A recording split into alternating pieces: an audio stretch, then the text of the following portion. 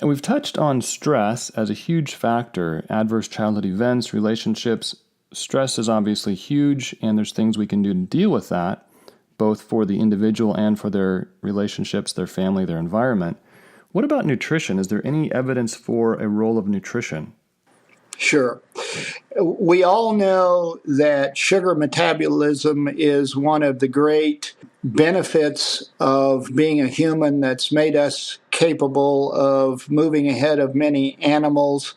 We also know it's a double-edged sword, and it can become one of the great destructive forces if sugar metabolism isn't adequate.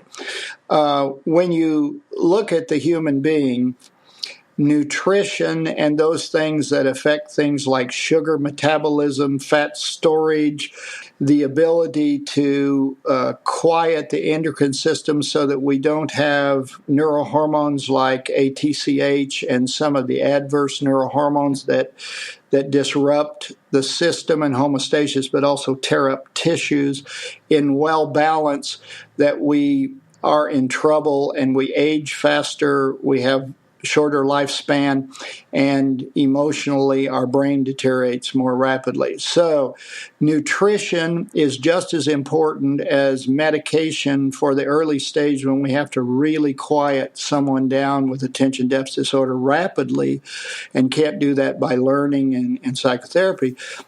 Nutrition is one of those things that we can change, and we have some good science now on knowing how to change it and get it in balance, and it can begin to soothe the savage beast and help us with all these functions.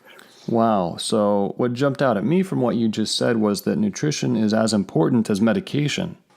There's no question about that, and it is amazing to me how many of we scientifically trained physicians and psychologists don't emphasize this more, and we just drop to heavy emphasis on the medications. I will say this, though. There are other windows into this house of resilience and recovery that are just as important, and exercise is another one that we could talk about, that is one of the ways of both soothing the savage beast, of generating energy and sleep, and affecting the attitude and the personality as much as nutrition, medications, and cognitive psychotherapies. Wow.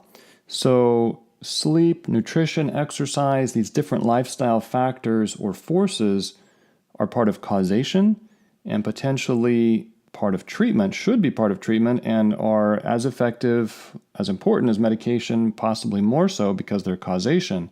It sounds like we're going to need to dive into these in some separate sessions going forward. Sure, I'd be happy to. They're so important, they're kind of exciting to talk about. Excellent. We will look forward to that. Thank you so much, Dr. Morris. We will get into those topics in future sessions. You're welcome, Mark.